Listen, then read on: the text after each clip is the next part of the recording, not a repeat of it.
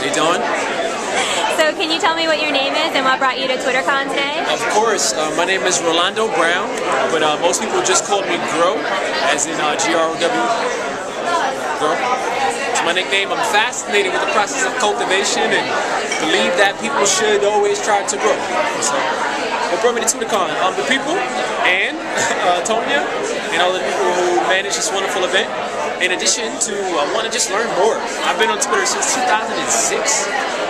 So it's been a few years now, I guess over 4, right? And I've always believed in the power of growing community. Obviously my shirt says grow community first. And Twitter's always been a great way for me to meet new people and extend my community. And so I wanted to learn a little bit more, get some best practices, as well as share a Twitter-themed mixtape that we did for TWTRCON. I think this might actually be the very first Twitter conference mixtape ever, like ever. And people love it. It's pretty much we just put together a bunch of skits from people talking about Twitter, theme songs, hip-hop theme songs, country theme songs, all about Twitter. Kevin Spacey talking about Twitter, Oprah, all this kind of crazy stuff. Mashed it together with some really good independent music, and music that I think is really, really good to listen to while tweeting. And then also did instrumentals. Me and a good friend of mine named Nick James, the Free Experience put it together. And the intention was just to have all of these wonderful people here at the conference just download some free dope music. And so I also came here to share it. And also, is either making music or being a DJ a business for you, and do you use Twitter to promote that business? Oh, wow, no. I like to say that making value is the business I'm in. MVMT stands for Make Value, Make Time. And it's really just based on the central belief that if you're really clear about what you value, and you can figure out a way to get really clear about that, and then you spend most of your time making value, you'll have by default more time to focus on the things that really matter to you. And so what matters to me most is, community, is seeing artist entrepreneurs succeed, is seeing social entrepreneurs succeed, is seeing community organizations, whether they be nonprofit or for-profit, succeed. And I spend most of my time doing that.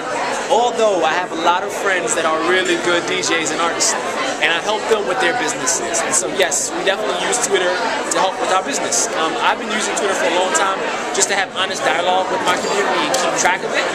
And then we also use it to figure out ways to address people's needs. So we ask people questions, they give us answers. And so Twitter's been very good for our business. And you also put together the music and chose the venue for the Twitter after party, right? What can you tell me about that? Absolutely. It's a Twitter wrap-up. I got some good people coming through. I feel like the intention behind it is a lot of people from the conferences come to New York City, this wonderful place, and never leave 42nd Street. And so we, along with Ann and Tonya and Toyota and a bunch of other people, were like, you have to come away from 42nd Street and kind of hang out a little bit like we New Yorkers do. And so we decided to go to a place called Blue Owl. Wonderful manager, this guy named Jamie Rain. What a name. Cool name, right? And Blue Owl, I mean, Blue Bird, Twitter, Blue Whale, Blue Owl, just all made sense, right? And we decided to go down there and enjoy ourselves, have a good time, recap the night, and send people who are not from New York home knowing that they had an authentic New York experience. So, yeah, I did pick the venue, 100%. All right, thank you so much.